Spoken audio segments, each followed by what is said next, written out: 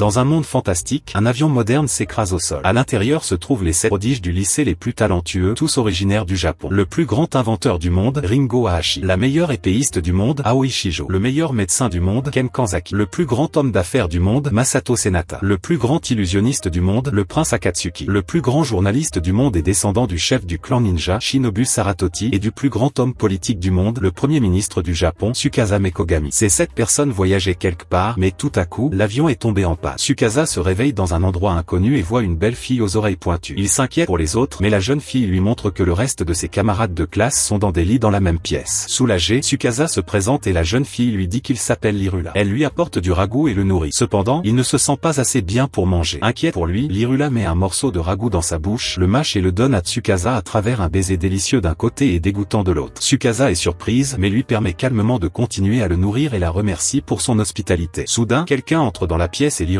arrête de le nourrir de cette façon, par honte. Le nouveau venu a des oreilles de chat et une queue. En voyant Tsukasa, elle se présente comme Winona. En voyant que ses oreilles et sa queue de chat sont tout à fait réelles, Tsukasa est confus. Winona explique qu'elle est une personne bête et qu'il se trouve dans un endroit appelé Frigiga. Tsukasa lui dit qu'il vient du Japon, mais que ses hôtes n'ont jamais entendu parler d'un tel pays. Choqué, Tsukasa saute du lit et demande à Lirula de l'emmener sur le lieu de l'accident d'avion. Lorsque les filles l'emmènent là-bas, Tsukasa voit que l'avion est complètement détruit et qu'elle n'aurait aucunement pu survivre à un tel accident. Soudain, il aperçoit un gigantesque dragon voler dans le ciel et se rend compte calmement que lui et ses amis se trouvent désormais dans un monde complètement différent du sien. Un mois plus tard, tout le village d'Elm célèbre le rétablissement complet des invités en organisant un banquet. Les prodiges acceptèrent pratiquement leur nouvelle vie. Seul le prince illusionniste a encore peur des hommes bêtes. Dans ce monde, il y a des gens bestiaux et des gens qui ressemblent à des humains normaux. C'est rare, mais certains humains possèdent même des pouvoirs magiques. Voyant que les enfants en ont assez de toujours manger des pommes de terre ennuyeuses, Tsukasa présente la mayonnaise aux villageois et tout le monde l'aime. Winona se souvient qu'il y avait une histoire sur les 7 héros venus d'un autre monde. Dans l'histoire, ces héros sont apparus il y a longtemps dans le pays de Sega, qui était sous le contrôle d'un dragon maléfique. Cependant, le trésorier des villageois et fils de Winona, nommé Elk, est furieux, affirmant que l'histoire n'a aucun sens. Il pense que le village dépense trop d'argent pour les nouveaux arrivants et veut qu'ils quittent le village, mais Winona le fait taire. Après la célébration, Tsukasa rassemble les prodiges pour discuter de leur situation actuelle. Tout le monde finit par s'accorder sur le fait que leurs priorités sont de collecter des informations, de chercher un moyen de retourner dans leur monde et de payer leurs dettes envers Elm Village. Le lendemain, Ringo l'inventeur modifie le téléphone de chacun afin qu'ils puissent communiquer avec eux même s'ils sont dans ce monde. Quand Tsukasa la remercie, elle devient très nerveuse. Elle est également retournée à l'avion et a découvert que le réacteur nucléaire miniature qu'elle avait apporté était indemne et qu'ils disposaient donc de toute la puissance dont ils avaient besoin. Le lieu de l'accident étant proche d'un important gisement de bauxite, Ringo souhaite l'utiliser pour produire de l'aluminium. Soudain, un groupe de gardes impériaux en patrouille arrive au village. Les villageois envoient de la nourriture et des boissons, mais ils ne désespèrent pas car la majeure partie de la nourriture va à leur seigneur. Leur chef s'en fiche et veut que Winona lui offre son hospitalité d'une autre manière, mais avant qu'il puisse lui faire quoi que ce soit, Tsukasa lui attrape le bras et l'arrête. Tsukasa demande aux soldats de partir, mais leur chef devient furieux et dit à ses camarades d'attaquer. Cependant, Shinobu et Aoi les battent tous instantanément. Le chef des gardes attaque Tsukasa, mais ses combats sont étonnamment bons et le jette au sol. Alors que les chevaliers se dirigent vers leur seigneur pour rapporter tout cela. Cependant, le magicien de génie de nos 7 protagonistes dit qu'il est un grand magicien qui protège Elm Village et utilise ses illusions pour menacer les soldats. Lorsque tout le monde le voit léviter et séparer sa tête de son corps, les gardes impériaux s'excusent et promettent de ne rien dire à leur seigneur. De retour à Elm Village, Tsukasa encourage les autres et leur dit que tout le monde a surmonté des obstacles impossibles dans le passé et que ce ne sera pas différent maintenant, surtout avec leur aide. Quelque temps plus tard, Masato et un compagnon du village se rendent dans la ville de Dormant pour négocier avec le Nutchenland. Mais le dirigeant de la société Rooks, Jaqua, refuse de baisser ses prix. Nutchenland est la seule entreprise autorisée à faire du commerce dans la ville. Le garçon dit à Masato qu'ils n'ont d'autre choix que de leur vendre leurs produits. Cependant, Masato, l'expert en affaires, lui dit qu'il ne sera pas dû. Il estime que les habitants d'Elm Village devraient se battre pour leurs droits et annonce qu'il écrasera la société Nutchenland en une seule semaine. De retour au village, les prodiges ont tout fait pour récompenser la gentillesse des habitants. Tsukasa enseigne de nouvelles recettes aux villageois, mais ils lui disent littéralement que les réserves alimentaires du village commencent à s'épuiser. Désormais, Tsukasa compte sur Masato, Shinobu et Elk pour livrer les fournitures nécessaires. Winona se joint à la conversation, ajoutant que Jaqua a monopolisé le droit de commercer à Dormant et profite de toutes les petites entreprises. Dans Dormant, Masato surprend les Elk en créant sa propre entreprise nommée d'après leur village. Shinobu a découvert que Nutchenland avait soudoyé le maire de Dormant pour lui permettre d'être la seule société commerciale de la ville et Masato a utilisé cette information pour le faire chanter afin qu'il le laisse ouvrir sa propre société commerciale. En entendant Masato parler avec enthousiasme de gagner de l'argent, une petite fille aux oreilles de chat nommée Ru s'approche de lui. Elle dit vouloir gagner sa vie seule car elle en a assez de dépendre des autres. En remarquant que la fille a de la cupidité dans les yeux, Masato décide de la laisser le le rejoindre et elle est très heureuse. Avant que Masato ne commence à enseigner les affaires à Ru et Elk, il achète à Ru des vêtements appropriés. Dans une taverne, Masato fait la publicité de son entreprise et convainc les habitants des villages voisins de lui confier leurs produits à vendre dans un magasin qu'il envisage d'ouvrir le lendemain sur la place centrale de la ville. En voyant cela, l'Elk ne croit pas pouvoir faire de profit, mais Masato dit qu'il lui prouvera le contraire. Au début, il n'y a pas de clients, mais bientôt Masato commence à annoncer haut et fort que son magasin est moins cher que celui du Nutchenland et qu'il attire beaucoup de monde. En fin de compte, le magasin gagnait beaucoup d'argent. Le lendemain, Masato envoie une voiture transportant de la nourriture et des fournitures au village d'Elm, laissant les villageois heureux. Cette nuit-là, Jaqua reçoit des nouvelles du succès d'Elm Trading Company, mais ne s'en inquiète pas, pensant qu'elle fera bientôt faillite. Cependant, le lendemain, Masato connaît à nouveau le succès lorsqu'il présente de la mayonnaise aux habitants de la ville. Il finit même par conclure un accord commercial avec le capitaine d'un grand navire. Il commande la flotte marchande appelée Six Serpents. Lorsque Jaqua apprend que le serpent de mer a rompu l'accord avec sa société en faveur de l'Elm Trading Company, il est furieux. Il décide d'ouvrir sa propre boutique sur la place centrale. Cependant, Shinobu entend cela et le rapporte à Masato, qui a déjà un plan pour vaincre Nutchenland. Pendant ce temps, en utilisant l'argent et les matériaux que Masato a apportés au village, Ringo commence à fabriquer de l'aluminium. Elle fabrique des pelles en aluminium, ce qui facilite le travail agricole pour les villageois. Le lendemain, Jaqua ordonne à ses subordonnés d'acheter toutes les marchandises de la ville, mais il découvre vite qu'il ne peut pas. Masato a déjà signé des contrats d'exclusivité avec tous les marchands ambulants que Jaqua a licenciés dans le passé et a acheté tous leurs produits. Jaqua est choqué et tente de convaincre les commerçants de revenir en leur proposant un prix plus élevé. Les commerçants s'en moquent. Ils ne feront plus affaire avec lui parce qu'il ne les respecte pas et ils savent qu'il baissera encore les prix plus tard. Jaqua est désespéré car il se rend compte que son entreprise est terminée, mais Masato lui dit qu'il n'a rien à voir avec ça. En réalité, il ne veut pas détruire complètement le Nutchenland. En fait, tout ce qu'il voulait, c'était conclure un accord avantageux. Plus tard, parlant à Elk, Masato révèle que les contrats qu'il a signés avec les marchands n'étaient pas valides et qu'il les a simplement utilisés pour écraser l'esprit de Jaqua afin qu'il puisse conclure un accord avec lui. Elk se rend compte que Masato était vraiment une mauvaise personne et il ne le nie pas. Soudain, 3 hommes arrivent et disent à Masato de livrer Ru, qui est en fait son esclave. Il l'attrape et elle est terrifiée, mais Masato lui dit qu'il la sauvera. Ru mord l'homme qui l'a attrapée et se libère. Elle dit qu'elle deviendra marchande, gagnera beaucoup d'argent, puis rachètera son père et sa mère, qui sont également esclaves. Elle promet de donner tout l'argent qu'il lui reste à Masato s'il l'achète immédiatement au propriétaire d'esclaves. En entendant cela, Masato sourit et achète Ru pour 100 fois son prix. Il lui dit que son courage et sa volonté valent 1000 fois plus que l'argent qu'il a dépensé pour elle. Le lendemain, Shinobu présente les informations obtenues à Tsukasa. Elle a découvert qu'il existe 4 types d'esprits différents, le feu, l'eau, le vent et la terre. Les gens communiquent avec ces esprits pour utiliser la magie, mais il n'y a que quelques utilisateurs de magie dans le monde. Sur le territoire de Findolf, où se trouve le village d'Elm, la seule personne capable d'utiliser la magie est l'officier sorcier vivant dans le château du marquis Findolf. Shinobu a également découvert une religion qui croyait aux 7 héros légendaires, mais la religion a été détruite par le puissant empire il y a plusieurs siècles. Toutes les autres religions qui existaient sur le continent ont également été détruites par eux car elles ne permettent pas qu'un dieu soit placé au-dessus de l'empereur. Il n'y a désormais plus de traces de ces religions à Findolf. Tsukasa veut enquêter sur le continent pour trouver plus d'informations sur les religions. Mais Shinobu lui dit qu'il n'est pas possible d'entrer sur le territoire sans un permis de voyage du marquis Findolf. Mais ce qui compte maintenant, c'est que les toilettes publiques soient prêtes. Satisfait du résultat, Tsukasa finit par prendre une douche avec les filles. Soudain, le prince entre et interrompt leur moment de détente pour leur dire que des villageois ont été attaqués alors qu'ils chassaient. Bientôt, tout le monde court dans la forêt pour les retrouver. Au même moment, Masato, Elk et Ru arrivent au village. Dans une forêt, 3 villageois sont acculés par un énorme monstre ressemblant à un ours appelé le chef de la forêt. Heureusement, Aoi arrive à temps pour les sauver. Elle attaque l'ours en utilisant ses techniques d'épée, mais son armure est trop épaisse pour être transpercée. Cependant, elle parvient rapidement à trouver un point faible dans le cou du monstre et lui tranche la tête d'un seul coup. Pendant ce temps, il s'est avéré que le chef du village d'Elm, Ulga, avait été grièvement blessé. L'homme est blessé, mais Ken, le prodigieux médecin, pense pouvoir le sauver. Elle commence une opération sur lui et le ressuscite une fois qu'elle a terminé. Quand son cœur recommencera à battre, elle dit qu'il se réveillera dans 2 ou 3 jours. Le chef forestier étant vaincu, tout le monde retourne au village. Dans le village, Masato, Principe, Lirul et les autres reçoivent la visite du capitaine des chevaliers gardiens du marquis Findolf, un homme sinistre nommé Inzaghi. Lui et ses chevaliers commencent à arrêter les villageois, les accusant de collecter de l'argent grâce à des activités illégales. Bien qu'il n'ait rien fait de mal, Inzaghi affirme que les simples paysans ne devraient pas gagner d'argent, ce qui offense Findolf. Lorsque Tsukasa et les autres reviennent, ils trouvent le village en flammes. Cependant, il s'avère que Principe a en fait mis le feu au bâtiment afin que les résidents puissent s'échapper. Le seul qui n'a pas pu s'échapper était Lirul, qui a été kidnappé par Inzaghi. Elg veut immédiatement se rendre chez Findolf et le récupérer, mais Tsukasa n'est pas d'accord. Il dit qu'attaquer Findolf équivaut à déclarer la guerre à un pays entier et qu'ils n'ont aucune chance de gagner. Cependant, Winona et les villageois s'en moquent car ils ne veulent pas être traités comme les esclaves des nobles. Elle dit que s'entraider et se soutenir est ce qui les rend humains. Par conséquent, ils essaieront de récupérer Lirul quoi qu'il arrive. En entendant à quel point les villageois sont déterminés, Tsukasa et le reste des prodiges acceptent de les aider à organiser une révolution contre les nobles. Pour qu'ils aient une chance de de se battre, ils devront faire progresser considérablement leur technologie. Au château de Findolf, Lyrule se retrouve face à un homme gros et dégoûtant qui s'avère être Marcus Findolf. Il est plus que ravi qu'Inzaghi lui ait apporté Lyrule. Il s'avère qu'Inzaghi a conclu un accord avec Lyrule. Elle a accepté de devenir l'amante de Findolf s'il laissait Helm Village seul. Elle est prête à endurer tout type d'abus en échange de la sécurité de ses amis. Elle dit à Findolf qu'il peut l'embrasser, mais juste avant que leurs lèvres ne se touchent, les étincelles commencent à voler et Findolf est rejeté contre le mur. Il s'avère que Lyrule est une mage et a inconsciemment activé son pouvoir, après quoi elle a perdu connaissance. Furieux, Findolf ordonne à Inzaghi d'attacher Lyrule. Pendant ce temps, Ringo contrôle à distance un canon futuriste et le monte sur une falaise surplombant le château de Findolf. Elle tire un puissant missile qui transperce le mur du château et permet aux villageois d'entrer dans le parc du château. Inzaghi se rend immédiatement compte qu'ils sont arrivés pour sauver Lyrule et ordonne à une escouade d'arbalètes de commencer à leur tirer dessus, mais toutes les flèches sont bloquées. Il s'avère que Ringo a fabriqué d'excellents boucliers dotés d'une grande technologie pour les villageois, qui sont légers et solides. À l'aide d'un arc et de flèches modernes, elle élimine de loin les soldats d'Inzaghi sans qu'ils ne le voient. Peu de temps après, un groupe de fantassins attaque les villageois rebelles, mais Winona et sa compagnie entrent pour les combattre avec leur habileté écrasante. Au même moment, Tsukasa et Shinobu infiltrèrent le château en empruntant un passage secret découvert par Shinobu. Cependant, l'officier mage impérial les arrête. Dehors, Winona et compagnie affichent leur force, si impressionnante que les soldats ennemis ont peur. Soudain, le prince apparaît dans les airs et se présente comme un puissant sorcier. Il hésite une seconde en apercevant les soldats morts au sol, mais retrouve rapidement son calme. Il commence à lancer des bombes fumigènes colorées, mentant qu'elles contiennent en réalité du poison. Cela fait fuir le reste de la force ennemie, effrayée. À l'intérieur du château, Shinobu parvient sans effort à esquiver les sorts de vent de l'ennemi. Utilisant ses talents de ninja, elle se met rapidement derrière lui et utilise un tasé pour l'électrocuter. Inzaghi et deux soldats la confrontent et elle dit à Tsukasa de partir pendant qu'elle s'occupe d'eux. Tsukasa découvre Lyrule ligoté, mais de façon inattendue, il reçoit une balle dans la poitrine. Il s'avère que Findolf était également dans la pièce, avec une arme à feu. Pensant s'être débarrassé de Tsukasa, Findolf se prépare à attaquer Lyrule. Tsukasa se lève soudainement, révélant qu'il portait un gilet pare-balles, et sort son propre pistolet. Terrifié, Findolf dit à Tsukasa qu'il peut avoir Lyrule s'il le laisse s'échapper, mais Tsukasa n'a pas une telle intention. Maintenant, il dit que lui et ses amis ne s'arrêteront pas tant qu'ils n'auront pas construit une nation juste envers tous ses habitants. Findolf lui dit que l'empereur n'accepterait jamais quelque chose comme ça. Cependant, Tsukasa et ses amis changeront le monde et, si nécessaire, ils décapiteront même l'empereur. Cela dit, Tsukasa tire sur Findolf dans le front. Cependant, il s'avère que l'arme tire des balles en caoutchouc et Findolf s'est simplement évanoui de peur. Lorsque Tsukasa dénoue Lyrule, ses yeux s'ouvrent et commencent à briller d'une lumière surnaturelle. Une voix qui ne lui appartient pas dit que le monde est en train d'être consumé par un dragon géant et maléfique et demande à Tsukasa et aux 7 héros de sauver le monde. Tsukasa demande à la voix s'il les a invoqués dans ce monde, mais avant qu'elle puisse répondre, Lyrule ferme les yeux. Elle se réveille dans son état normal et est surprise de voir Tsukasa. En apprenant qu'il est venu la secourir, elle se met à pleurer. Elle se sent coupable parce que lui et les autres ont dû faire des choses si horribles pour la sauver. Alors qu'ils sortent du bâtiment, tous leurs alliés les applaudissent après avoir complètement vaincu l'armée de Findolf. Maintenant qu'ils ont déclenché une révolution, Tsukasa pense qu'ils ont besoin que la religion soit reconnue comme un pays indépendant. Quelque temps plus tard, un camion au look moderne arrive à Dormant. Il s'ouvre, révélant une scène avec Aoi, Ken et Ringo habillés en costume de lapin. Soudain, Prince surgit de nulle part et se présente comme un dieu. Il fait croire qu'un obélisque a disparu et tout le monde dans la ville est impressionné. Peu de temps après, tout le monde reçoit de la mayonnaise gratuite, ce qui séduit complètement le public. C'est ainsi qu'a commencé la campagne de Tsukasa pour inciter les gens à adorer les princes de Dieu. Il pense que lui et les autres prodiges peuvent unir la région grâce au pouvoir de la religion. Il décide de s'appeler la Foi des 7 Lumières, pensant que quelqu'un de vraie foi pourrait les contacter s'ils deviennent suffisamment célèbres. Pendant ce temps, Shinobu et Elk se rendent dans les montagnes pour obtenir des informations sur le territoire. Jour après jour, Seven Light Fête arrive sur la place centrale de Dormant, où ils prêchaient leur foi et distribuaient de la mayonnaise aux citoyens. Une nuit, le maire de Dormant, Khaled Walter, reçoit la visite de Tsukasa. Walter avait l'intention de fuir parce qu'il s'est rendu compte que la Foi des 7 Lumières était sur le point de prendre le contrôle de sa ville, mais Tsukasa lui dit qu'elle veut coopérer avec lui. Il veut que Walter reste maire, mais il doit montrer son allégeance à la Foi des 7 Lumières. Bientôt, Walter apparaît publiquement sur la place centrale et annonce que Dormant sera désormais gouverné par la Foi des 7 Lumières. Les habitants sont tous contents. Cette nuit-là, les prodiges se rassemblent au poste de gouverneur de Dormant. Tsukasa dit à tout le monde qu'ils peuvent retourner à Helm pour le moment pendant qu'il gère la ville. Il nomme Aoi comme garde du corps du prince et demande à Ringo de construire une nouvelle centrale électrique car il commence à manquer d'électricité. Il a également l'intention de former un ordre nocturne Seven Light Fête avec les chevaliers restants de Dormant. Il a déjà quelqu'un en tête pour être le chef de l'ordre. Quelque temps plus tard, au quartier général de nuit, le capitaine de quart de la ville, Cal Bernard, annonce qu'il démissionne. Le trouvant dans une taverne, Tsukasa s'assoit avec lui. Il a entendu dire que Bernard est un chevalier fort et fiable. Il souhaite le recruter comme chef de son nouvel ordre de nuit. Cependant, Bernard ne croit pas que Tsukasa et les autres soient capables de combattre l'empereur et refuse l'offre. Ne voulant pas abandonner, Tsukasa rend visite à Bernard le lendemain chez lui. Une fois de plus, il lui pose la même question en lui disant qu'il a besoin de quelqu'un comme lui. C'est à ce moment-là qu'arrive la jeune fille de Bernard, Harry. Bernard révèle que la mère d'Harry est décédée des suites d'une maladie, faisant de sa fille la chose la plus précieuse pour lui. La raison pour laquelle il hésite à rejoindre l'ordre nocturne de Tsukasa est qu'il ne veut pas être envoyé dans une guerre impossible à gagner contre l'empereur et laisser sa fille tranquille. Tsukasa assure à Bernard qu'il peut donner la priorité à sa fille même s'il rejoint sa cause. Il précise qu'il ne recherche pas une loyauté aveugle, mais plutôt un compagnon en qui il peut avoir confiance. Il dit qu'il n'est pas comme le précédent dirigeant, que son objectif est d'éliminer les inégalités en créant une nation où chacun peut jouir de la liberté. Impressionné par les paroles de Tsukasa, Bernard décide de le rejoindre. Après tout, il veut construire un monde où sa fille pourra être heureuse, tandis que, dans une taverne du territoire voisin, Shinobu se déguise en jolie serveuse pour obtenir des informations. Soldat. Elle apprend que le seigneur Oslo de la région de Gustave fait pression sur les chevaliers de Buchwald pour qu'ils lancent une attaque sur le territoire de Findulf le plus rapidement possible. Lorsqu'elle retourne voir Elk, qui vit dans une maison, elle lui dit qu'elle veut enquêter sur Oslo et Gustave et voir à quoi il ressemble vraiment. Gustave, Inzagi arrive au tribunal d'Oslo et lui demande de l'aide contre Tsukasa et les rebelles, mais Oslo est irrité par son incompétence et lui coupe la tête. Désormais, il compte s'occuper personnellement des rebelles. Quelque temps plus tard, Tsukasa continue de réformer Findulf. Il parvient à convaincre les nobles d'y abolir le système de classe. Ils ne sont pas contents de cela, mais Tsukasa est trop puissant pour qu'ils puissent le défier. À Helm, Ken et Winona sont satisfaites du rétablissement d'Ulga. Il a hâte de rejoindre la rébellion, mais Ken ne le laissera aller nulle part jusqu'à ce qu'il soit complètement rétabli. Soudain, Rubar arrive, l'air complètement épuisé. Mesodo veut qu'elle apprenne à se multiplier, mais elle a des difficultés avec cela. Pendant ce temps, Ringo a presque terminé sa nouvelle centrale électrique et Tsukasa en fait l'éloge. Après l'avoir terminée, elle commencera à travailler sur les moyens de produire des armes pour moderniser l'armée. Peu de temps après, Shinobu rapporta à Tsukasa que leur Oslo Gustave pouvait utiliser un sort appelé Evanes Flamme, capable de détruire une ville entière. Il souhaite que Ringo conçoive également un système de défense aérienne. Pendant qu'il parle, Lyrul arrive et demande si Tsukasa voudrait déjeuner avec elle car elle veut le remercier comme il se doit. Tsukasa refuse poliment en disant qu'il est occupé. Lyrul commence à penser que Tsukasa ne l'aime pas, mais Masato la calme en lui disant qu'il donne toujours la priorité au bonheur de la majorité et qu'il ne peut donc pas être disponible pour elle à tout moment. Cette nuit-là, Tsukasa est épuisée après une longue journée. Lyrul frappe à sa porte et entre même lorsque Tsukasa lui dit qu'elle avait l'intention de dormir. Elle veut l'aider à se détendre de toutes les manières possibles, en guise de remerciement de l'avoir sauvée et d'avoir presque sacrifié tout le village pour elle. Lyrul lui dit qu'il est une bonne personne qui se soucie beaucoup de tout le monde autour de lui, mais Tsukasa ne pense pas qu'il soit si bon. À la tombée de la nuit, Tsukasa révèle qu'il a tué son propre père, qui était un homme politique. Lorsqu'il était enfant, il l'admirait, mais un jour il découvrit que son succès reposait sur la corruption et la fraude. Tsukasa ne pouvait pas lui pardonner d'avoir abusé de son pouvoir. Il travailla avec Shinobu et Masato pour le démasquer. Ils réussirent, mais son père fut finalement arrêté et condamné à mort. Après cela, la mère de Tsukasa a commencé à le détester et à penser qu'il était fou. Cependant, il n'a jamais pu pardonner à son père. En entendant son histoire, Lyrul se met à pleurer. Elle se sent désolée pour lui, mais Tsukasa ne regrette pas ses actes. En s'approchant de lui, Lyrul lui dit qu'il est égoïste de penser qu'elle le détesterait à cause de son passé et Tsukasa est surpris. En entendant ces paroles, Tsukasa accepte finalement son offre de l'aider à se détendre. Il met sa tête sur ses genoux et elle le quitte. Il la remercie d'avoir pleuré pour lui et Lyrul est heureuse d'avoir pu l'aider. Cependant, les deux ignorent que Ringo, qui voulait parler à Tsukasa, a tout vu. Le lendemain, la vie continue paisiblement au village. Quand Ru dit à Aoi, Prince et Ken qu'elle a des problèmes avec ses tables de multiplication, mais tout le monde se souvient à quel point il leur a été difficile d'arriver là où ils en sont. Puisque chacun avait ses propres objectifs, cela leur donnait la motivation de s'améliorer. Ru se rend compte qu'elle a aussi un objectif, gagner beaucoup d'argent et libérer ses parents de l'esclavage. Nouvellement motivée, Ru réussit bientôt son examen de multiplication. Cependant, son prochain examen porte sur la division et elle est à nouveau en difficulté. À votre arrivée au village de Kokonono à Tigasta, dans la région, Shinobu et Elk sont chaleureusement accueillis par une femme nommée Emerata et sa fille Melinda. Kokonono est un endroit magnifique et prospère, plein de gens gentils qui semblent aimer leur seigneur Oslo. Après avoir dégusté de nombreux plats et vins délicieux, Shinobu et Elk s'installent à l'auberge. Ils assistent à une scène étrange, comme si quelque chose était sur le point de se produire. Alors qu'ils sont seuls dans leur chambre, Shinobu embrasse soudainement Elk sur les lèvres, le surprenant et le faisant dégriser. Il s'avère que Shinobu se comportait comme si elle était ivre. Elle réalisa qu'il y avait quelque chose de suspect. Même s'ils donnaient à manger à leurs invités, les villageois ne mangeaient jamais rien. Shinobu a également remarqué qu'il mourait de faim, mais il se maquille pour le cacher. Elle emmène Elk dans une pièce souterraine qu'elle a découverte plus tôt. À l'intérieur, il y a des cadavres suspendus au plafond et Elk est choquée. Il s'avère que les villageois font de leur mieux pour que les voyageurs se sentent chez eux, puis volent leurs affaires, les tuent et les mangent. Dehors, un chevalier d'apparence importante nommé Jean Leblanc arrive dans le village et tous les habitants sont obligés de quitter leur domicile pour une inspection. Tous les villageois réussissent l'inspection, mais l'un des chevaliers de Jean remarque de la saleté sur les vêtements de Melinda. Selon les ordres d'Oslo, tous ces sujets doivent avoir une apparence parfaite, les chevaliers doivent donc fouetter Melinda en guise de punition. Emerata est horrifiée, mais est obligée de sourire en voyant sa fille se faire fouetter sans pitié. Voyant cela depuis une fenêtre, Elk et Shinobu décident d'aider Melinda. Même si les villageois voulaient les tuer, Melinda a tenté de les avertir. Shinobu apparaît devant Jean et les chevaliers. Elle les menace menace en leur disant qu'elle peut en tuer la moitié seule, mais que s'ils arrêtent de fouetter Melinda, elle se rendra. En remarquant son shuriken, Jean pense que Shinobu est un puissant guerrier de l'Empire Yamato et est d'accord. Shinobu est emmenée et enfermée dans un donjon, mais elle ne s'inquiète pas car elle peut facilement se libérer. Jean lui rend visite et dit aux autres chevaliers de les laisser tranquilles car elle va torturer son prisonnier. Pendant ce temps, Elk rend visite à Emerata et lui dit qu'il sait tout sur les crimes des villageois. Désespéré, Emerata demande pardon et explique que les villageois n'avaient pas d'autre choix. Les habitants de Kokonono étaient un petit village agricole jusqu'à ce que l'Hostal en devienne le seigneur et oblige ses villageois à embellir eux-mêmes et le village. Cependant, ils ont dû dépenser leur propre argent pour y parvenir, donc il ne leur restait plus rien par la suite et c'était fini. Ils ne pouvaient même pas travailler dans les champs parce qu'ils ne pouvaient pas se salir. Après avoir mangé toute la nourriture restante, ils n'ont eu d'autre choix que de commencer à kidnapper les villageois. En entendant son histoire, Elk ne peut toujours pas lui pardonner, mais se rend compte que Toduo est encore pire. Dans le donjon, Jean laisse sortir Shinobu à sa grande surprise. Elle révèle qu'elle est chevalier de la Brigade Azur des services secrets. La Brigade Azur s'inquiète pour l'avenir et se bat secrètement contre leur Oslo. Jean veut que Shinobu les rejoigne. Dans son palais, Oslo admire une statue dorée de l'empereur et ordonne à son assistant de se mettre au travail, collectant de l'or pour 3 autres statues. Il ne se soucie pas du tout de ces sujets et pense que la seule façon pour les paysans de prouver leur loyauté envers leur seigneur est de mourir pour lui. Lorsque son adjudant lui apprend que les soldats attendent toujours et s'organisent pour attaquer les rebelles à Findulf, il est furieux. Il commence à se fracasser la tête contre la statue dorée et à s'excuser frénétiquement auprès de l'empereur d'avoir laissé les rebelles vivre si longtemps. Il décide de prendre les choses en main. Pendant ce temps, Lyrule entend une voix qui lui dit que les 7 héros sont en danger et qu'elle doit les guider. Portant une lance magique, Oslo grimpe au sommet de son château et le jette en l'air. À ce moment-là, l'ordinateur de Ringo déclare une urgence et avertit tout le monde qu'un projectile s'approche de la région de l'explosion. Tsukasa se rend immédiatement compte qu'il doit s'agir des flammes célestes d'Oslo et ordonne à Ringo de tirer le missile anti-aérien qu'elle a construit. Elle lance les missiles et il touche la lance volante mais ne l'arrête pas. Il change juste un peu votre cap. En entendant cela, Tsukasa lui donne l'ordre de continuer à tirer des missiles et de rediriger la lance de feu loin de la ville. Cependant, la magie évite les missiles et corrige sa trajectoire comme si elle avait sa propre vie. Finalement, la lance atteint le milieu de la place centrale de Dormin et explose. Les flammes forment une immense figure humanoïde qui parle avec la voix et les reines muettes d'Oslo, une colonne de flammes qui atteint les cieux. Le pilier commence à brûler et les habitants paniquent, mais le prince apparaît et les calme en se présentant comme un dieu. Il dit au peuple que l'Empire tente de détruire la ville, mais que la foi des 7 lumières protégera ses fidèles. Heureusement, les Tsukasa ont appris aux nobles comment agir en temps de crise et ils ont immédiatement commencé à aider les habitants. Oslo entre dans une frénésie, invoquant des esprits du feu dans toute la ville pour déclencher encore plus de chaos. Tsukasa et les autres parviennent à évacuer rapidement les citoyens, mais ils doivent maintenant trouver une solution au problème. Une manière de stopper Oslo qui semble imbattable. Soudain, Lyrule se précipite à leur côté. Elle leur dit qu'elle connaît un moyen de détruire la lance magique et d'arrêter le chaos enflammé. Elle dit qu'elle ne sait pas et peut expliquer pourquoi elle connaît cette information, mais Tsukasa et les autres lui font confiance. Ringo arrive, mais elle révèle qu'il ne lui reste qu'un seul missile. Tsukasa et Lyrule se rendent compte que la lance a perdu une partie de sa capacité. Le pouvoir magique peut désormais être détruit par un missile. Cependant, la lance est enfoncée dans le sol, ce qui rend difficile son atteinte par un missile anti-aérien. De façon inattendue, Aoi propose son aide. Elle veut courir à côté du missile et le guider manuellement vers la cible. Tous les participants sont surpris, mais Aoi croit fermement qu'elle peut y parvenir. Après s'être couvert d'eau, Aoi est prêt à partir. Ringo lance le missile et Aoi commence immédiatement à courir. Elle saisit le missile dans ses bras et, avec une vitesse et une force incroyables, traverse les esprits du feu et les débris, la guidant avec succès vers sa cible. Oslo tente de protéger la lance avec ses flammes, mais Aoi évite ses attaques jusqu'à trouver enfin un chemin direct vers la lance. Utilisant une technique d'épée pour couper les flammes d'Oslo, Aoi envoie le missile sur son chemin et atteint finalement sa cible. Lorsque la lance se brise, la silhouette enflammée d'Oslo se dissipe et l'incendie de la ville disparaît. Maintenant que les esprits du feu ont été libérés de la lance, il remercie tout le monde dans la ville. Selon Lyrule, Solo utilisait le roi des esprits contre sa propre volonté. Maintenant, Lyrule se sent mal parce que de nombreux citoyens sont morts, mais Tsukasa lui dit que des sacrifices sont souvent nécessaires pour qu'une révolution réussisse et crée un avenir meilleur pour tout le monde. Lyrule parle à Tsukasa de la voix mystérieuse qu'elle a entendue avant l'attaque d'Oslo et dit qu'elle aimerait commencer à étudier la magie pour en savoir plus sur ses pouvoirs. Elle pense qu'elle pourrait l'aider davantage si elle pouvait utiliser la magie et que Tsukasa la soutient. Le lendemain, les citadins adorent le prince plus que jamais. Tsukasa raconte à Shinobu ce qui s'est passé et est déçue de ne pas avoir pu arrêter l'attaque d'Oslo. Elle lui dit qu'elle a rejoint la Brigade Azur. Plus tard, Bernard et une escouade de 50 hommes furent équipés de fusils et de manteaux modernisés. Tsukasa veut bientôt attaquer Oslo. Dans son palais, Oslo est grièvement blessé mais plus en colère que jamais. Il ordonne à ses troupes d'attaquer Findolf immédiatement et menace Arklid et Buchwald de le rejoindre. Bientôt, Jean et Shinobu l'apprennent et pensent que c'est une bonne opportunité pour eux d'attaquer. Pendant ce temps, Marquis Arklid et Marcus Buchwald et leurs soldats traversent la frontière, les montagnes Ruruk, lors d'une forte tempête de neige. Le moral de l'armée est bas et les nobles ne sont pas d'accord avec la décision d'Oslo d'attaquer en hiver. Ils décident de se reposer au checkpoint de Ruruk, mais il s'avère que l'armée de Tsukasa a déjà pris le contrôle des lieux. Les soldats commencent à tirer avec leurs fusils, forçant Arklid, Buchwald et leurs soldats soldats à battre en retraite. Arklid ordonne à l'un de ses soldats de répandre la fausse nouvelle de sa mort parmi le reste de l'armée. En faisant cela, l'armée perdra le moral et les forces de Findolf penseront qu'elles ont déjà gagné. Arklid veut que ses ennemis deviennent trop confiants afin de pouvoir lancer une contre-attaque stratégique. C'est exactement ce qui arrive lorsque Bernard et son unité ont la surprise de rencontrer de la cavalerie lourde alors qu'ils pensaient être dans une situation confortable. Les chevaliers ennemis sont si bien blindés que les fusils ne peuvent en aucun cas leur faire de mal. Heureusement, Tsukasa a parfaitement prédit tout ce qui allait se passer et a dit à Bernard quoi faire. À l'aide de grenades, Bernard et ses soldats vainquirent rapidement la cavalerie lourde, forçant Arklid et Buchwald à se retirer sérieusement. Pendant ce temps, Oslo rassemble sa propre armée massive à Gustave. Alors qu'il prononce un discours passionné, une flèche explosive vole soudain vers lui. Cependant, il la remarque et la détourne à temps. Jane révèle que c'est elle qui a tiré et ordonne ensuite à la brigade Azur de commencer à attaquer Oslo. En un instant, toute l'armée d'Oslo se retourne contre lui. Dans Findolf, Ringo découvre qu'Arklid et Buchwald sont dans le château prédit par Tsukasa. Ils ont lâché un groupe de drones sur Buchwald et démontrent leur pouvoir destructeur. Ringo leur donne la chance de se rendre. Ainsi, les deux nobles se rendent compte qu'ils sont dominés et abandonnent. À Gustave, la brigade Azur a entièrement le contrôle du château d'Oslo. Shinobu et Jean disent à Oslo d'abandonner. Cependant, ils refusent et se préparent à attaquer. Avec détermination, les filles prennent leurs armes et avancent vers Oslo. Cependant, ils leur lancent habilement des boules de feu, les empêchant de l'atteindre. Réfléchissant rapidement, Shinobu l'aveugle à l'aide d'une grenade flash, ce qui permet à Jean d'essayer de lui couper la tête. Oslo l'arrête et Shinobu attaque également, mais est également incapable de le frapper. Cependant, alors qu'il s'occupe d'elle, Jean parvient à le poignarder au côté. À ce moment, Shinobu jette un couteau sur le lustre qui tombe sur Oslo, l'écrasant. Cependant, il n'a pas encore fini et commence à dessiner un cercle magique en utilisant son propre sang. Conscient du danger, Shinobu et Jean parviennent à s'échapper juste avant que la tour entière n'explose. Quelque temps plus tard, à Gustave, Shinobu rapporte ces événements à Tsukasa. Bien que le corps d'Oslo n'ait pas été retrouvé, la brigade Azur a annoncé qu'elle l'avait tué. Reconnaissant la technologie avancée de Findolf et son leadership compétent, Arklay décide de rejoindre la foi des 7 lumières. Une fois la crise passée, Ken, Aoi et Shinobu, Lyrul et Ringo se détendent avec un massage aromatique. Et vu la puissance de combat de chacun, Ringo se sent petit effet. Pendant ce temps, Tsukasa prend le thé avec Masato. Soudain, les filles entrent dans la pièce pour s'exhiber. D'une manière ou d'une autre, ils ont même convaincu Prince de participer et se sont déguisés en filles. L'ancien officier mage de Gale, Marcus Findolf, enseigne à Lyrul comment utiliser la magie et, en un mois, elle a atteint le niveau de l'un des mages d'élite de l'empereur. Masato soupçonne que la brigade Azur n'est pas vraiment de leur côté et qu'ils espèrent juste récupérer suffisamment pour attaquer et ramener Gustave. Tsukasa est d'accord. Il se rend compte que le chef de brigade, Conrad, lui a menti. Lorsque Tsukasa lui a demandé où se trouvait la statue dorée de l'empereur, il a déclaré qu'il ne le savait pas, mais que son visage montrait tous les signes d'un mensonge. Tsukasa voulait se débarrasser de la statue car il sait qu'Oslo reviendrait la chercher s'il était encore en vie, ce qui serait dangereux pour tout le monde. Comme le public adore le côté de la brigade Azur, Tsukasa a décidé de prendre en charge les coûts de la reconstruction de Gustave. Après avoir gagné la confiance du peuple, il entend dénoncer les mensonges et la corruption de Conrad. D'ici là, il laissera la brigade Azur faire ce qu'elle veut. Soudain, Ken l'arrête et lui dit que lui et Ringo devraient prendre 5 jours de congé car ils sont débordés. Comme elle est médecin, les deux l'écoutent et Tsukasa invite Ringo à se promener dans la ville. Lorsqu'elle rentre chez elle, son ordinateur convainc Ringo que Tsukasa lui a demandé un rendez-vous et qu'elle ne sait pas quoi faire. Elle veut lui prouver qu'elle est meilleure que Lyrul. Par conséquent, elle demande à Aoi comment aborder un homme. Cependant, ses conseils s'avèrent inutiles car ses conseils incluent de combattre Tsukasa pour le faire tomber amoureux d'elle. Ensuite, elle pose d'abord la même question à Ken. Elle suggère qu'il regarde de beaux paysages ou mange de délicieux plats ensemble. Cependant, son conseil se termine par l'utilisation de chloroforme pour le rendre inconscient. En fin de journée, Ringo prend une douche, ne sachant toujours pas quoi faire lors de sa rencontre avec Tsukasa. Après l'avoir écouté, Shinobu la rejoint en disant qu'elle se spécialise dans les pièges à hommes. Elle lui dit que l'amour est une chasse et lui apprend quelques techniques qu'elle peut utiliser pour capturer Tsukasa. Le lendemain, Ringo surprend Shinobu et tente de se faufiler sur Tsukasa. Mais il la découvre et elle est gênée. Il l'invitait à déjeuner mais se rend compte qu'ils attirent l'attention car ils sont le pilier de la foi des 7 lumières. Les deux décident de visiter un magasin de costumes et de se déguiser en animaux. Suite à un énième conseil de Shinobu, Ringo décide de s'affirmer et d'accepter une proposition d'un groupe de personnes. Rassemblant son courage, elle se dirige vers lui mais finit par trébucher. Tsukasa la rattrape et elle est encore une fois confuse. Lorsqu'ils vont au restaurant, Ringo commence son prochain plan. Suivant les conseils de Shinobu, elle place sa tasse à côté de celle de Tsukasa avec l'intention de faire semblant d'avoir ramassé sa tasse par accident et de recevoir un baiser indirect. Cependant, Tsukasa ramasse accidentellement sa tasse et la boit. Et cela rend Ringo extrêmement embarrassée au point qu'elle s'évanouit. Par la suite, nous avons découvert que Ringo était un bébé génétiquement modifié destiné à devenir un prodige. Son intelligence exceptionnelle lui a même valu le prix Nobel alors qu'elle n'avait que 6 ans. Au début, sa mère était fière d'elle, mais avec le temps, son admiration s'est transformée en irritation et en jalousie. Étant elle-même chercheuse, elle ne pouvait pas accepter que Ringo soit plus intelligent et plus talentueux qu'elle. Un jour, sa colère atteint finalement son paroxysme et elle quitte Ringo, la traitant de monstre. Au lycée, Ringo a commencé à se demander pourquoi elle était en vie. C'est là qu'elle a rencontré Tsukasa. Ayant appris sa réputation de génie, il s'approcha d'elle et lui demanda poliment de réparer sa montre. Ringo fut surpris mais réussit à réparer la montre et la lui rendit le lendemain. Tsukasa était heureux et reconnaissant mais lui a immédiatement demandé de réparer également son lecteur de musique. Ringo était confuse mais elle a également résolu ce problème. Jour après jour, Tsukasa lui apportait des appareils de plus en plus compliqués à réparer, ce qui lui faisait consacrer de plus en plus de temps et d'efforts. Jusque-là, elle pensait que cela ne servait à rien de travailler dur parce que sa mère n'appréciait pas son travail. Cependant, elle a quand même continué à arranger les choses pour Tsukasa. Un jour, elle lui a dit qu'elle ne pouvait plus continuer à réparer ses affaires car elle voulait se concentrer sur ses propres projets. Au lieu d'être frustrée, Tsukasa se contenta de sourire et lui dit que tout allait bien. Elle se demanda pourquoi il souriait mais réalisa que Tsukasa faisait tout cela pour elle dans l'espoir de lui remonter le moral et de lui faire se sentir valorisée. Dans le présent, Ringo se réveille allongé sur les genoux de Tsukasa et réalisant qu'elle avait un rendez-vous inutile, elle se met à rire. Alors qu'elle était inconsciente, elle rêva de sa première rencontre avec Tsukasa. Elle est heureuse car la personne qu'elle aime est si proche d'elle et elle sait qu'elle peut essayer de le séduire lors d'un autre rendez-vous. À la fin du rendez-vous, ils sont tous deux satisfaits et décident de célébrer l'occasion avec un selfie. Tsukasa dit à Ringo que Gustave est une grande ville et qu'ils doivent la protéger. Sombre, il dit à Ringo qu'il doit lui demander de faire quelque chose qu'elle seule peut faire. Lorsqu'elle rentre chez elle, Ringo dit à l'ordinateur qu'ils démarrent leur plus grand projet à ce jour. Quelque temps plus tard, Shinobu espionne la base de la Brigade Azur au château de Caldroni. Elle découvrit que Conrad s'était rendu dans la capitale impériale, probablement pour demander une opportunité de retourner dans l'Empire. Quelque temps plus tard, une épidémie d'une maladie appelée septicémie apparaît à Gustave. Ken produit des antibiotiques, mais il y a tellement de malades qu'il n'y en a pas assez. Melinda tombe également malade et Amberata supplie Prince de l'aider. 3 membres de la guilde médicale de Gustave arrivent et se moquent du prince pour n'avoir pas réussi à guérir ses partisans alors qu'il se présente comme un dieu. Le chef de la guilde, Serancius, veut donner à Amberata une partie de son médicament secret, qui est en fait de l'opium, mais il ne peut pas car Ken a interdit son utilisation comme médicament. Serancius dit à Amberata d'abandonner sa croyance dans le prince si elle veut qu'il lui fasse donner de l'opium. Soudain, Prince parle et dit que la foi des 7 lumières guérira Melinda ainsi que tout le monde. Il dit avoir accordé un pouvoir de guérison à Ken, qui est son ange. Ken elle-même entre dans la pièce et confirme les déclarations de Prince. Même si elle manque d'antibiotiques, elle révèle qu'elle a une autre solution, révélant un morceau de charbon. Alors qu'il part, Serancius se moque de Ken et lui dit qu'elle devra lever son interdiction sur l'opium si son nouveau remède ne fonctionne pas. Plus tard, Ken décide d'utiliser la magie de Lirula pour l'aider à fabriquer ses médicaments. Sous ses instructions, Lirula utilise sa magie pour vaporiser le charbon et séparer le coq du goudron de houille. Elle chauffe ensuite le goudron de houille et en transfère la vapeur dans une casserole pour produire du benzène. Ken verse de l'acide sulfurique et quelques autres ingrédients. En fin de compte, le résultat est le premier médicament antimicrobien de l'humanité, le sulfamide. Ken retourne rapidement à l'hôpital et tout le monde l'aide à administrer le sulfamide aux patients. Bientôt, les patients commencent à se rétablir et tout va bien. Cette nuit-là, Serancius rencontra les membres de la guilde médicale. Il a vu que Ken a réussi à créer de véritables médicaments à partir du charbon, mais il sait qu'elle a utilisé l'aide de Lirula. Il veut menacer Lirula et lui faire transformer tous les médicaments en poison pour ruiner la réputation des 7 fidèles de lumière. Cependant, Ken a une longueur d'avance sur lui. Elle s'attendait à ce qu'il essaie de faire quelque chose, elle entra secrètement dans leur cachette. En leur lançant des aiguilles d'acupuncture, elle paralyse les 3 hommes. Lorsque Serancius se réveille, il la voit ramasser une scie à os et se préparer à ouvrir son crâne pour modifier son cerveau. Serancius lui demande d'arrêter, mais Ken se contente de rire de façon maniaque. Elle lui dit qu'elle est un ange, comme tout le monde le pense, et qu'elle déteste Dieu pour l'avoir créé. Des humains avec tant de défauts. Elle révèle que son objectif est d'accorder la vie éternelle aux corps humains et de créer un monde parfait. Le lendemain, Serancius a un bandage sur la tête et sa personnalité change complètement. Il commence à soutenir pleinement la foi des 7 lumières. Quelque temps plus tard, le camarade rend visite à l'un des généraux impériaux, un homme nommé Néron. Néron pense que le camarade a fait le bon choix en renversant Oslo parce qu'il n'approuvait pas son attitude envers ses sujets. Cependant, il ne soutient pas l'alignement de Conrad sur la foi des 7 lumières. Pour aider Conrad à les détruire, il lui donne 10 000 soldats et un mystérieux et puissant homme masqué nommé Anganaka. Il est si puissant qu'il peut invoquer des flammes du ciel en un instant. Dans son laboratoire, Ringo montre à Tsukasa une grande machine qu'il lui a demandé de fabriquer. Elle ne sait pas si elle aurait dû le construire, mais Tsukasa lui dit que c'était nécessaire. Au sommet du château d'Uranus, Jeanne la Brigade Azur est attaquée par ses propres alliés qui ont reçu l'ordre de la tuer. Leur chef, un chevalier nommé Reznak, révèle qu'il a tué l'homme qui a créé la Brigade Azur et Jeanne est choquée. Juste avant que les chevaliers ne la tuent, Shinobu arrive et sauve Jeanne. Les deux ânes s'affrontent contre Reznak et Jeanne finit par le poignarder après le combat. Jeanne dit à Shinobu que son commandant était important pour elle et qu'il a fait d'elle la femme qu'elle est. Shinobu l'emmène dans un abri souterrain secret sous le château d'Uranus. Là, elle lui montre la statue dorée de l'empereur que Conrad a volée. En le voyant, Jeanne est furieuse car de nombreux innocents sont morts de faim pour financer la création de la statue. Elle se met à pleurer, se souvenant de l'homme qui a fondé la Brigade Azur sur la base de l'idéal selon lequel les gens devraient s'entraider et vivre noblement. Shinobu la console en lui disant que ses valeurs sont toujours présentes en elle. Elle lui dit que la foi des 7 lumières l'acceptera et qu'elle doit l'accepter. Soudain, Conrad et Tanganaka entrent dans la pièce, Shinobu et Jeanne se cachent dans la pièce. Lorsque Tanganaka voit que Conrad a brisé la statue dorée de l'empereur pour la cacher, il lui dit qu'il devrait avoir honte. Soudain, Manganaka se révèle être Oslo et brûle Conrad à mort. Et il a maintenant une gemme rouge incrustée dans sa poitrine qui a été utilisée par un fou pour le ressusciter. Lorsqu'il les remarque, Shinobu et Jeanne s'enfuient. Fou, Oslo les poursuit en brûlant tout et tout le monde sur son passage. Pendant que les filles s'enfuient à cheval, Shinobu appelle Tsukasa et lui dit qu'Oslo est de retour et plus fort que jamais. Quand Tsukasa lui dit quelque chose, elle est choquée et dit à Jeanne qu'ils doivent se dépêcher. Complètement fou, Oslo invoque 4 flammes du ciel à la fois. Cependant, avant qu'il ne puisse les lancer, un puissant missile le frappe d'en haut, laissant derrière lui une énorme explosion le démolissant complètement ainsi que le château d'Arena. Shinobu révèle que le missile s'appelle le Goddess Ray et que ses amis l'ont lancé depuis le mode veille. Dans le laboratoire de Ringo, Tsukasa la félicite pour le lancement réussi du missile. Il dit qu'il a l'intention de conclure un pacte interdisant l'utilisation des flammes célestes, mais avant cela, sa nation doit prouver qu'elle dispose d'une arme encore plus puissante. Le gouvernement de Dieu se prépare à négocier avec l'Empire, mais pour ce faire, ils doivent être sur un pied d'égalité. Il pense donc que la puissance de Dieu sert à apporter le bonheur au peuple du monde. En lui prenant la main, Ringo lui dit qu'il sait qu'il travaille toujours dur pour le bonheur des autres. Le lendemain, les citadins se rassemblent à Gustave et les 7 prodiges apparaissent devant eux. Tsukasa annonce qu'il a parlé avec la Brigade Azur et qu'il est parvenu à un accord pour céder la terre de Gustave aux 7 héros de la lumière. Pour le moment, nos personnages principaux contrôlent Findolf, Buchwald, Arklid et Gustave. Tsukasa annonce que le but de sa religion n'est pas de dominer la population, mais en établissant une république où tous seraient égaux et ne seraient exploités par personne d'autre, les habitants de la ville sont d'accord avec lui. Avec le soutien des habitants, Tsukasa annonce que la terre que contrôle la foi des 7 lumières s'appelle désormais la République d'Izuke, à quel point une énorme colonne de flammes s'élève du centre de la ville. Tsukasa est surpris, mais il ordonne calmement aux habitants d'évacuer. Il voit qu'Oslo est au centre des flammes, mais c'est qu'aucun être humain ne peut survivre au tonnerre de Dieu. Soudain, le corps d'Oslo est recouvert d'une substance dure et il se transforme en un monstre complet. Shinobu et Aoi attaquent immédiatement et Lirul leur dit de viser la gemme rouge dans sa poitrine. Oslo tire des boules de feu sur Aoi et parvient toujours à l'atteindre, à frapper sa gemme rouge et à la casser, mais ne la détruit pas. Le joyau commence à briller et Oslo devient complètement incontrôlable et charge vers le reste des prodiges. Tsukasa commence à tirer avec son arme mais est incapable de le ralentir. Oslo lui saute dessus, mais avant qu'il ne puisse l'attaquer, Tsukasa tire sa gemme rouge et la brise. Oslo reconnaît Tsukasa comme le chef des rebelles. Il lui dit que la véritable égalité n'existe pas parce que l'homme est une créature pécheresse qui ne peut être sauvée. Il dit que le monde entier existe pour l'empereur avant qu'il ne s'effondre en poussière et ne disparaisse. Quelque temps plus tard, Tsukasa se réveille d'un rêve sur les dernières paroles d'Oslo. Il se rend compte qu'il est un imposteur et que tous les autres prodiges sont de véritables génies qui ont perfectionné un ensemble spécifique de compétences, mais Tsukasa pense qu'il utilise des méthodes pour mener la politique d'une manière que n'importe qui d'autre pourrait faire. Il commence à douter de sa capacité à vaincre l'empereur. Plus tard, tous les prodiges et leurs amis se retrouvent. Ils sont tous impressionnés par la création par Ringo Xin d'un pot de mayonnaise fabriqué pendant son temps libre. Avec les habitants du village d'Emelm, les prodiges boivent et s'amusent ensemble. Tsukasa continue de douter de lui-même, mais Lirul et Ringo parviennent à lui remonter le moral. Ils lui font comprendre qu'il est entouré d'amis et d'alliés et qu'il peut tout réaliser avec leur aide. Ainsi se termine l'anime du protagoniste politique non corrompu.